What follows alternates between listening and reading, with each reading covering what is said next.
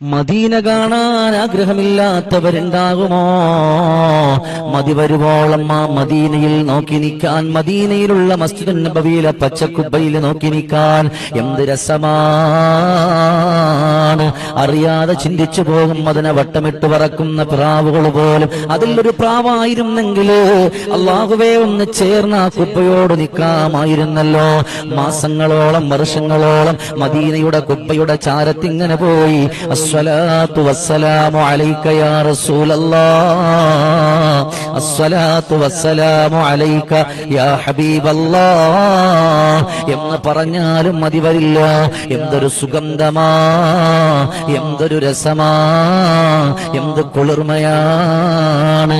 അതുകൊണ്ട് മദീനയിലെത്താൻ കൊതിക്കുന്നവർ ചൊല്ലിക്കോ സ്വലാത്തുകള്, മനസ്സിൽ നീയത്ത് വെച്ചുകൊണ്ട് ചൊല്ലിക്കോ സ്വലാത്തുകള്. അള്ളാഹു നമ്മളെവിടെ എത്തിപ്പിക്കുമെന്നുള്ളതിൽ സംശയം